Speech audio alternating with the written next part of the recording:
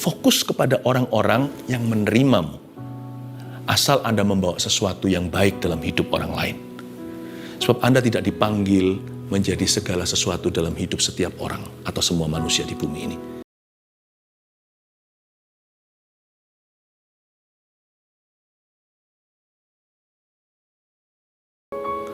Mari kita berdoa, siapkan hati kita untuk menerima pewahyuan dari firman Tuhan. Tuhan Yesus, urapi kami semua, lawat kami. Kami undang Gembala Agung kami untuk tiba di hati setiap kami. Terima kasih Tuhan, nyatakan kemuliaan-Mu. Sembunyikan hamba di balik salib-Mu dalam nama Yesus. Amin. Setiap detik berharga di saat teduh kita ini. Ambil Alkitab, ambil catatan, kita langsung mendengarkan firman Tuhan. Tapi sebelumnya, hari ini live-nya hari Sabtu. Besok jangan lupa untuk ibadah live streaming bersama dengan kami juga di GMS Church streaming. Besok saya yang khotbah, judulnya Hikmat untuk kita di ranjang kematian Elisa. Kita akan mendapatkan suatu pesan-pesan yang tidak terduga. Nah, jangan lupa juga untuk Anda yang belum subscribe di YouTube ini, subscribe yang belum. Ya, sekarang kita akan bahas dari Mazmur 23, my favorite psalm. Saya beri judul Mazmur 23 untuk rasa aman kita. Pernah susah tidur nggak? Udah jangan susah lagi. Kalau susah tidur jangan hitung domba, seperti film Mr. Bean. Hitung domba lalu tidur, itu komedi. Kadang-kadang kita hitung satu persatu, kalau perlu hitung bintang. Janganlah. Hitung aja satu penciptanya, nggak usah rumit. Pandang aja Gembala Agung kita. Hati kita akan rasa super aman. Semua gelisah akan pergi. Saya percaya Tuhan itu hadiratnya lebih besar. Kalau Anda merasa hari ini Anda banyak gundah gulana, ketidakpastian, takut akan hari esok, lalu khawatir segala sesuatu, mungkin remedinya bukan melawan kekhawatiran, tapi mendekat pada Tuhan. Saya mau baca Mazmur 23 ini dan memberikan penjelasan sangat intimate secara pribadi bagaimana ini aplikasi dalam hidup sendiri. Saya akan jelaskan dari pengalaman hidup sendiri. Jadi Mazmur 23 ini sangat dekat di hati saya. Mari kita baca Tuhan Gembalaku yang baik. Mazmur Daud saya baca seluruh dulu, hanya 6 ayat saja. Tuhan adalah gembalaku, takkan kekurangan aku. Ia membaringkan aku di padang yang berumput hijau. Ia membimbing aku ke air yang tenang. Ia menyegarkan jiwaku. Ia menuntun aku di jalan yang benar oleh karena namanya. Sekalipun aku berjalan dalam lembah kekelaman, aku tidak takut bahaya. Sebab Engkau besertaku. Gadamu dan tongkatmu itulah yang menghibur aku. Engkau menyediakan hidangan bagiku di hadapan lawanku. Engkau mengurapi kepalaku dengan minyak, pialaku penuh melimpah. Kebajikan dan kemurahan belaka akan mengikuti aku seumur hidupku, dan aku akan diam dalam rumah Tuhan sepanjang masa. Katakan amin. Saya kenal Tuhan dan lahir baru waktu umur 18, masih ABG. Sebagai seorang teenager atau remaja, saya sangat insecure karena dari kecil saya jauh dari orang tua karena harus tinggal di luar negeri. Sehingga saya tidak punya figur seperti apa, meskipun keluarga kami keluarga baik-baik saja, saya punya orang tua yang terbaik. Tapi saya tumbuh dewasa, pikiran saya itu berkecamuk. Kadang-kadang bisa saya pikiri loh, orang mikir apa, tadi saya gimana performanya jikalau saya memang ada presentasi sesuatu. Semua itu saya pikirkan. Kalau nggak ada pikiran, malah stres sendiri. Saya pikirkan semua hal, kayak seolah-olah I must figure out everything in order to be secure. Agar supaya hati saya aman, saya harus tahu segala sesuatu. Jadi Mazmur 23 ini buat saya sembuh. Seorang anak 18 tahun sembuh karena Mazmur 23. Ini betul-betul sorga punya antibiotika. Jadi karena itu saya kasih judulnya Mazmur 23 untuk rasa aman kita. Jadi kalau Anda merasa Anda juga orang yang kurang secure, kurang aman, ini pesan untuk Anda. Mazmur Daud juga begitu. Si bungsu yang tidak punya pegangan hidup, yang tidak punya kepastian. Ayat 1, Tuhan adalah gembalaku, takkan kekurangan aku. Tuhan adalah gembalaku. Gini, Jangan berusaha untuk menjadi segala sesuatu dalam hidup ini. Jangan berusaha, nggak perlu membuktikan diri. Nggak usah kita itu jadi segala-galanya dalam kehidupan orang. Tuhan adalah gembalaku itu berarti hanya Tuhanlah semua bagi setiap orang. Dia itu juga Bapa bagi semua orang. Dia itu juga rajanya setiap orang. Jadi kalau kita nggak dihormati nggak apa-apa. Kalau kita nggak dihargai, jangan gila hormat. Sebab kan hanya Tuhan adalah gembala. Tuhan gembala agung berarti Tuhan segalanya. Hanya dialah raja seluruh bumi. Jadi kalau ada orang tidak memberimu hormat, tidak menghargaimu, jangan stres sendiri. It's okay. Karena hanya Tuhanlah raja, Tuhanlah segalanya. Hanya Tuhan itu semua bagi setiap orang. Dia adalah Bapa, dia adalah Raja, dia adalah Juru Selamat. Dan juga Tuhan itu adalah suami bagi yang tidak bersuami, ayah bagi yang tidak berbapak. Tuhan itu segala sesuatu, dia jugalah pendeta. Tuhan juga pendetanya semua orang. Dia itu gembala agung kita. Karena itu kalau ada orang meninggalkanmu, tidak perlu Anda tertuduh. Selama hati Anda selalu mau belajar, jangan hukum diri sendiri. Remember, never punish a learner. Tidak boleh menghukum orang yang masih belajar. Kalau Anda merasa Anda belum sampai dalam tujuan, belum sempurna, be at rest with yourself. Belajar untuk berdamai dengan diri sendiri. I'm okay. Hanya Tuhan adalah, aku bukan siapa-siapa. Beranjak dari seorang yang minder sebenarnya saya ini. Merasa kurang, saya itu merasa diri kurang berharga. Saya punya krisis identitas cukup parah. Jadi dahulu kala, kalau ada orang meninggalkan saya itu bisa merasa sedih sekali seperti orang yang paling gagal di dunia, seperti orang yang gagal total. Tapi sekarang saya fine-fine saja. Mazmur 23 buat saya rasa aman. Saya nggak perlu kompetisi dengan Tuhan, karena Tuhan adalah, bukan Philip adalah. Tuhan aja loh. Banyak yang nggak percaya. Sekalipun dia adalah Raja dan Pencipta, tidak semua orang hormat kepadanya, tidak semua orang menyembahnya. Tuhan juga nggak panik. Jadi kita nggak perlu bersaing dengan Tuhan Yesus. Tuhan aja ada yang benci kok. Kalau ada orang yang benci dengan Anda, asal bukan salah Anda, jangan Anda bawa stres. Pernah sekali ada orang berkata sama saya, waktu itu buku saya keluar. Lalu dia berkata begini, aku tidak akan baca bukumu. Sebenarnya dalam hati saya, baca nggak baca mana saya tahu siapa yang membaca atau tidak. Tapi ketika saudara itu berkata demikian kepada saya sempat, itu puluhan tahun yang lalu, saya sempat merasa tertuduh, saya rasa kenapa ini. Tiba-tiba Roh Kudus seperti berkata seperti ini, it's okay kan? Kamu hanya melayani orang-orang yang bersedia dan membuka hati. Aku memang tidak memanggilmu untuk menjadi pelayan Tuhan bagi semua orang. Kamu bukan pendeta seluruh dunia. Bagi beberapa orang kamu gembala, bagi orang tertentu kamu bukan siapa-siapa. It's okay sebab hanya Tuhan adalah. Jadi kalau teman Anda ada yang menolak Anda, sekalipun salah Anda pun jangan tertuduh. Evaluasi, kita belajar minta maaf kalau ada salah. Selebih itu jangan dibawa stres sendiri. Sebab Tuhan adalah. Anda bukan siapa-siapa. You and me, Anda dan saya tidak perlu menjadi semua atau segalanya bagi setiap orang.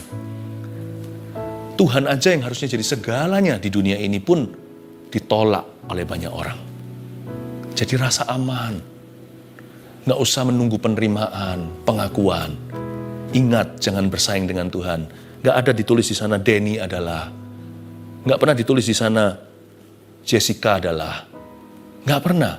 Tuhan adalah. Focus on Him. It's okay not to be everybody to everybody. Ya, it's okay not to be all things to everyone. Rasa aman. Takkan kekurangan aku itu berarti kita belajar untuk puas diri asal dengan Tuhan Yesus. Takkan kekurangan aku. Saya fine-fine saja asal ada 5 roti 2 ikan. Saya punya prinsip yang unik sih. Asal hidup saya itu punya 5 roti 2 ikan. Saya oke-oke aja. Saya nggak perlu banyak orang mengagumi, banyak orang mengikuti. Nggak perlu orang lain mendengar khotbah saya, demikian pula Anda. Nggak perlu Anda itu dipuji. Nggak perlu bahkan untuk dimengerti loh. Jangan berharap everyone understands you. As long as your heart is right. Asal kita nggak defensif kalau memang perlu menerima koreksi. Udah belajar tenang dengan diri sendiri, fine-fine saja asal ada 5 roti 2 ikan. Maksudnya, dalam hidup saya kalau ada 7 orang aja yang mengerti saya udah cukup kok. Saya cukup bahagia, saya merasa diri paling bahagia. Bisa saja keluarga, teman-teman dekat. Jangan pikirannya tuh beribu-ribu berlaksa-laksa. Bayangin, kalau di sosial media hari-hari ini kan ada anak muda yang bahkan bunuh diri. Padahal yang suka dia ribuan atau ratusan lah, ya. Lalu ada 1-2 yang begini, udah depresi. Udahlah, it's okay. Fokus kepada orang-orang yang menerimamu. Asal Anda membawa sesuatu yang baik dalam hidup orang lain. Sebab Anda tidak dipanggil menjadi segala sesuatu dalam hidup setiap orang atau semua manusia di bumi ini. Anda hanya melayani mereka yang membuka hati. Anda hanya menolong apa yang Anda bisa beri. Anda hanya membantu mereka yang bersedia untuk dibantu. So fokus aja kepada orang-orang yang bisa Anda tolong di sekeliling Anda. Fokus kepada orang-orang yang Anda jalin hubungan, jangan sia-siakan. 5 roti 2 ikan mungkin adalah papa mama, suami istri, kakak adik, saudaranya, anaknya. Mungkin ada teman dekatnya. Tidak perlu berpikiran besar.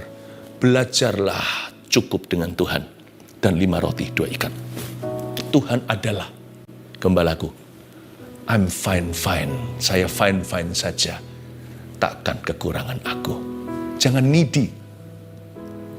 Karena banyak depresi bukan dari persoalan yang nyata, tapi dari problema maya di hati yang tidak kenal henti mencari pengakuan manusia. Belajar make your world smaller. Buat dunia rasa aman di hatimu itu lebih sempit. Asal Tuhan di pihakku. Asal 5 roti 2 ikan. Setiap hubungan tidak kusia-siakan. I'm fine. Thank you. Amin. Buat jiwamu dalam hal ini lebih ringan. Ya. Buat duniamu lebih kecil. Ia membaringkan aku di padang yang berumput hijau. Ia membimbing aku ke air yang tenang. Ia menyegarkan jiwaku. Ayat 2. Ayat 2, ia membaringkan aku di padang yang berumput hijau. Kadang-kadang saya berpikir, apakah benar rumputnya hijau? Sometimes saya punya pemikiran begini. Dengan hati yang secure dengan diri sendiri atau yang rasa amannya tinggi rasa amannya dalam Tuhan. Sekalipun rumput yang Tuhan bawa kita ke sana itu kurang hijau. Tapi kalau kita dibaringkan di situ, rumputnya jadi hijau. Paham maksud saya? Ayam dan telur mana dulu? Berkat atau hati terlebih dahulu? Saya percaya hati yang datang dulu, berkat kemudian. Kalau hati Anda aman, kalau Anda menaruh harap itu pada Tuhan, bukan pada orang, Anda bisa damai dengan dirimu sendiri. Duniamu untuk pengakuan itu sempit, cukup dengan 7, 5 roti 2 ikan tadi. Kalau Anda membawa spirit yang secure seperti ini, kemanapun Anda pergi, akan ada berkat yang mengikuti. Kadang-kadang ya, ketika saya satu keluarga, kami pergi makan di sebuah restoran, rumah makan contohnya. Kadang-kadang kita datang ke tempat yang sepi. Kita baru datang setelah makan, anak-anak memperhatikan. Lalu setelah itu rame. Apakah betul karena kita? Ya nggak tentu juga. Paling tidak, it's okay to be GR. Nggak apa-apa kan kita GR. Kalau kita tuh rasa aman itu bukan sombong hati, tapi kita tuh merasa bahwa kemana-mana kita pergi membawa berkat. Dimanapun kita berada, rumput itu menjadi hijau karena kita baring di sana. Tapi kalau 1-2 kali kebetulan, tapi kalau terus-terusan, ya mungkin kebetulan terus-terusan. Tapi anak-anak saya, kadang-kadang anak-anak kami bisa bercanda, Daddy, Papa, lihat, kita baru datang. Waktu kecil-kecil tuh anak-anak, langsung rame. Ya nggak mungkin loh saya angkat tangan berkata ini gara-gara saya. Enggak sih, simpen saja sendiri di hati, nggak usah disebarluaskan. Tapi di hati itu ada perasaan gini loh, Lord, you love me. Wherever I go, you go with me. And wherever you go with me, blessings will follow. Ya Tuhan, kau mengasihi aku. Karena itu kemana aku pergi, kau di situ. Dan di mana engkau berada, di situ berkat pun menyusul ke sana. Saya tidak fokus ke rumputnya yang hijau. Saya fokus ke hatinya yang aman. Ayat 2 jangan dibaca lepas dari ayat 1. Ia membaringkan aku di padang yang berumput hijau. Jangan fokus ke hijau rumputnya. Fokus ke satu, Tuhan adalah. Karena dia rasa aman pada Tuhan, tak akan kekurangan apa-apa. Orang seperti ini, jikalau tidak mencari pengakuan dan tidak perlu pujian dari manusia, kemanapun pergi, selalu akan nyaman di hatinya. Dan tanpa dirasa, itu membawa hawa. Membawa suatu atmosfer sorgawi. Tuhan mau Anda kemana-mana membawa hadirat Allah. Ya. Jadi, bisa jadi bukan rumputnya loh yang hijau, tapi siapa yang berbaring di sana? Boleh nggak kita GR seperti itu sama Tuhan? Boleh. Abraham itu GR sekali. Abraham diganti jadi Abraham. Dia menyebut dirinya Bapak segala bangsa. Mandul satu anak pun belum punya. Boleh nggak? Boleh. Asal bukan untuk sok-sokan. Tapi supaya hati kita itu bisa bersyukur pada Tuhan. Tuhan, I know you love me. Bukankah baru berapa waktu yang lalu saat teduh saya ajarkan murid yang dikasihi? Pentingnya merasa disayang. Pentingnya merasa dicinta oleh Tuhan. Karena orang yang demikian jauh lebih peduli dengan sesamanya. Lebih peka, lebih mudah untuk taat. Saya dorong Anda ya, fokusnya bukan perbuatan Anda. Fokusnya adalah kasih karunia Allah. Ayat 3. Ia menyegarkan jiwaku. Ia menuntun aku di jalan yang benar oleh karena namanya. Kata ia menyegarkan jiwaku dan menuntun aku di jalan yang benar oleh karena namanya itu, dalam bahasa sehari-hari saya bacanya begini, asal Tuhan yang membimbing dan menuntun hidup saya tenang kok. Makanya itu yang penting pokoknya janganlah manajemen krisis. Artinya kalau sudah terpaksa last minutean kayak mahasiswa pelajar yang nggak mau belajar sepanjang semester, lalu tiba-tiba mau ujian atau ada kuis baru melekkan sepanjang malam dengan kopi di meja, belajar semalam suntuk. Yang penting itu konsisten ikut Tuhan. Tuhan tiap pagi bangun tidur tuh ngomong begini, bimbing dan tuntun aku dan bimbing dan tuntun keluarga kami. Sering-sering bawa hati kita itu serahkan pada tuntunannya. Jangan tunggu nanti kalau kita butuh tuntunan baru minta tuntunan. Sebelum butuh tuntunan, mintalah tuntunan. Sebelum hujan, sedia payung. Payung harus sedia sebelum hujan. Saya tiap pagi berdoa begitu. Sehingga seharian itu aman. Seharian itu saya aman. Saya nggak ada lagi yang namanya surprise. Meskipun saya nggak tahu masa depan. Nggak ada satu orang pun mengetahui hari esok. Atau menit kemudian. Tapi pokoknya kalau pagi hari, tiap hari, apalagi ketika saya sadari sepanjang hari, nggak hanya pagi saja. Tapi anytime kalau saya tergerak, saya akan berkata, Tuhan tuntunlah saya, bimbing kami sekeluarga. Rajin-rajin untuk minta sama Tuhan untuk dibimbing dan dituntun. Tuhan, please lead and guide me and guide my family. Udah, whatever happens. Kita punya iman itu sepengizinan Tuhan. Kadang-kadang yang terjadi juga yang gak enak. Tapi kalau ada kesaksian di hati kita, tadi kan saya sudah serahkan ke tuntunan. Tadi kan saya sudah minta bimbingan. Bimbingan yang maha kuasa. Jadi kalau ini sekarang terjadi di menit ini atau jam ini, dalam hari ini, yang saya tidak duga tiba-tiba terjadi, berarti sepengizinan Allah. Karena saya tidak hidup di luar poros kehendak Allah kok. Saya sama Tuhan itu wifi-nya nyala. Saya bersekutu dengan dia bukan berarti saya sempurna atau tahu segala sesuatu. Tapi kalau saya tahu, saya sudah menyerahkan hari ini ke tangannya.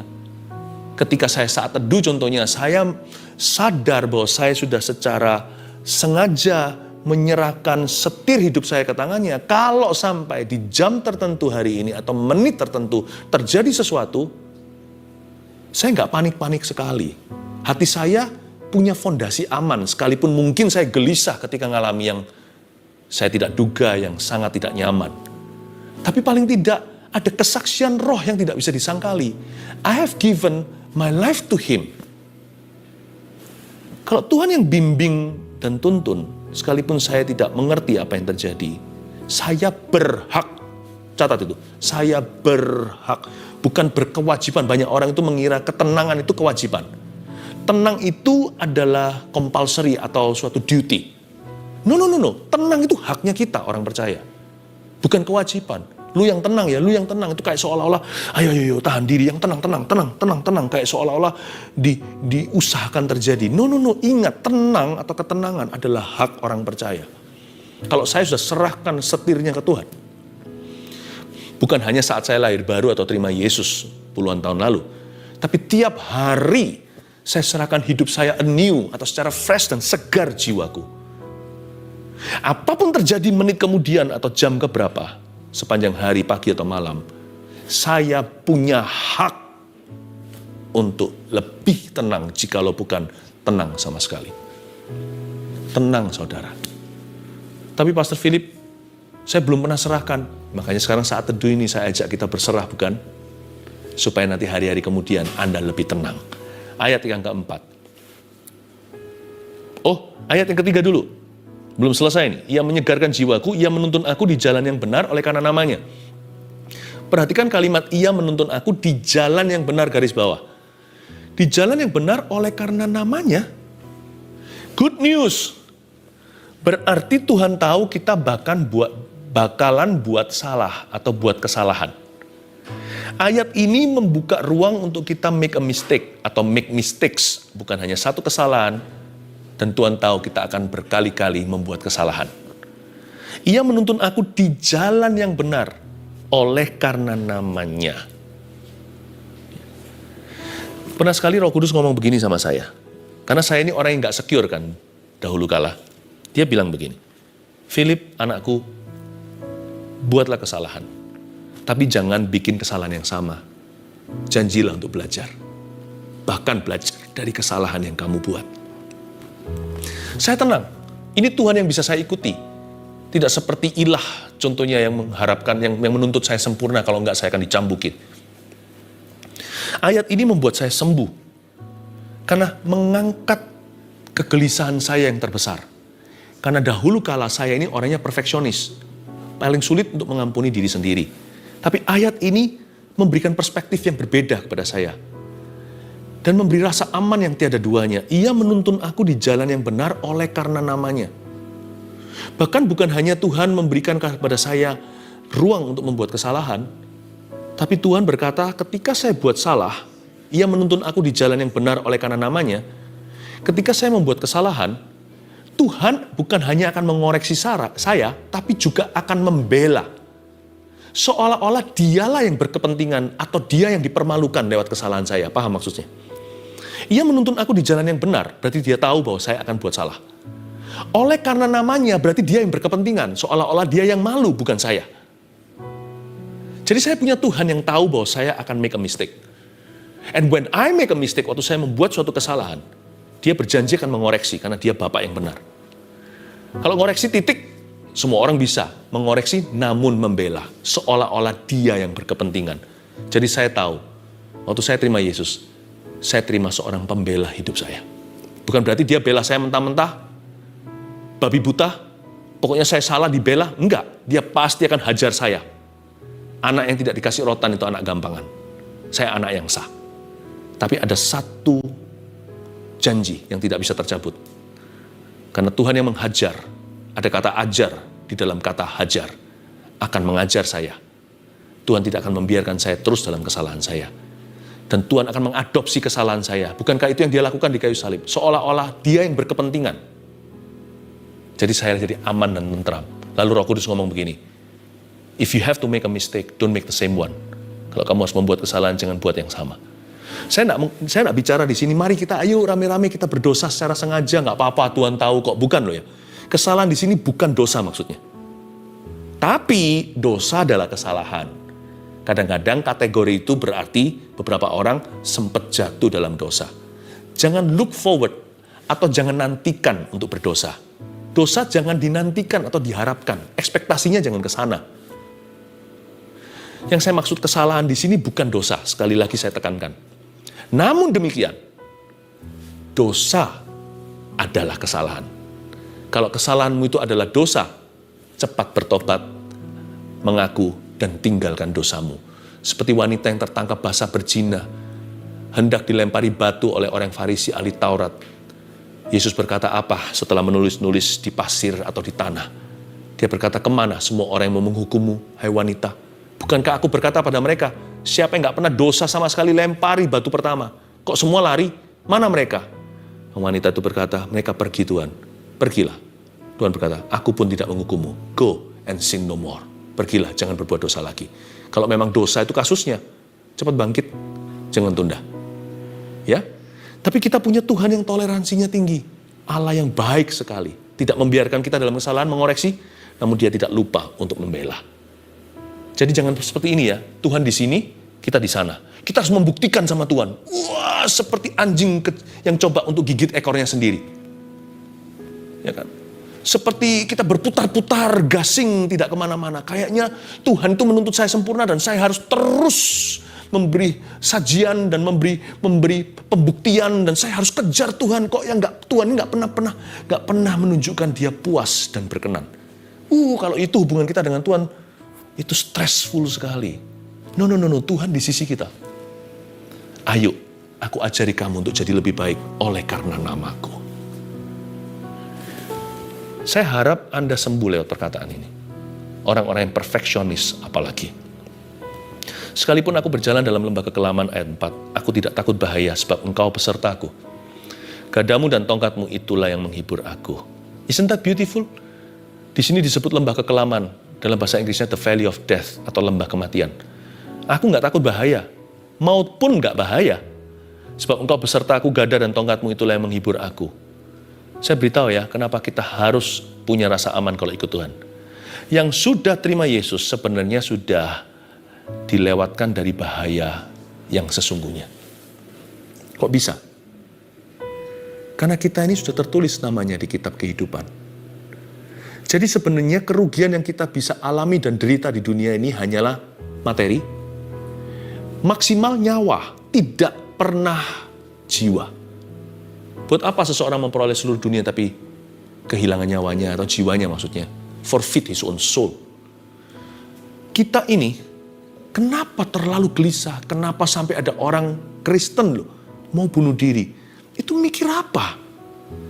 Kita ini sudah dibebaskan dari bahaya tertinggi. Atau dari bahaya yang paling parah. Worst scenario terburuk, orang yang percaya Yesus dan hidupnya sungguh-sungguh telah ditebus, mati masuk surga. Kerugian apa?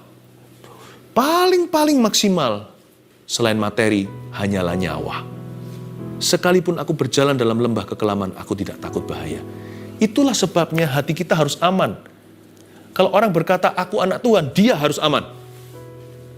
Worst come to worst, yang terburuk pun, sorga menantimu. Jangan bunuh diri, jangan putus asa, bahkan jangan gelisah. Sebab hati pikiranmu dibutuhkan segar untuk menghadapi persoalan yang masih menerpa hidupmu hari ini. Serahkan ke tangan Tuhan, hatimu harus aman. Ayat yang kelima, engkau menyediakan hidangan bagiku di hadapan lawanku. Engkau mengurapi kepalaku dengan minyak, pialaku penuh melimpah. Tuhan itu tidak pernah izinkan kita itu hanya mengalami trial and temptation atau pencobaan dan ujian. Seperti maraton hidup ini. Bukan hanya lari 100 meter, 200 meter, sprint atau lari cepat. Tapi mungkin bisa 42 kilo, bahkan berkilo-kilo kalau setiap tahun hidup kita dihitung 1 kilo. Puluhan kilo yang ada di depan kita. Kalau kita hidup sampai umur 80, ya 80 kilo seluruh kehidupan kita. Tuhan nggak izinkan kita hanya bekerja, berusaha. Di setiap kilometer Tuhan sudah tentukan kita diberi minum seperti pelari maraton. Bahkan disiram air. Dikasih makan. Mereka itu makan loh, meskipun bukan makan nasi, steak. Tapi ada makanan, mungkin ada minum-minuman. Energi yang harus mereka teguk saat itu. Tuhan selalu menyediakan hidangan bagi kita di hadapan lawan kita dan mengurapi kepala kita dengan minyak. Termasuk hadirnya saat teduh ini adalah bukti bahwa Tuhan mengasihi Anda. Kami menyadari kok, adanya saat teduh ini tanpa perencanaan sebenarnya. Sebenarnya ini ada tanpa disengaja, tapi oleh karena kehendak Allah. Karena Allah tahu Anda butuh. Kami ini mengerti bahwa kami ini hanyalah hamba atau alat saja. Hanya saluran atau channelnya. You see, God never lets His children, He never lets His children go hungry, go thirsty. He will feed you with strength. Kejadian-kejadian, gak hanya khotbah, Bukan hanya dari firman makanan, tapi Tuhan akan mengizinkan perkara-perkara terjadi di hidupmu yang memberimu kekuatan, yang menghiburmu. Dia selalu mencampur yang namanya ujian itu dengan penghiburan. Engkau menyediakan hidangan bagiku. Ayat 6, terakhir dengan ini. Kebajikan dan kemurahan belaka akan mengikuti aku seumur hidupku. Dan aku akan diam di dalam rumah Tuhan sepanjang masa. Tadi sebelum mulai saya tanya dengan kru, saya tim, ini tanggal berapa ya? Ini sekarang live-nya ini penghujung November. Hendak ganti bulan. Lalu ganti tahun kemudian di Januari 2021. Pernah berapa, kalau nggak salah bulan yang lalu, saya dapat nubuatan. Saya menangkap satu wave-nya Tuhan untuk Anda, keluarga Saat Teduh Bersama. Bahwa bulan 12 ini, saya ingin bersyafaat untuk Anda sekalian, supaya sekali lagi Tuhan membuka tingkap langit, melepaskan malaikat-malaikatnya, menjadi bulan penuh berkat, bulan penuh malaikat. Itulah kebajikan kemurahan. Dari ke waktu akan ada wave, akan ada gelombang Tuhan datang. Seperti gelombang kutuk yang datang di Mesir, membunuh semua sulung.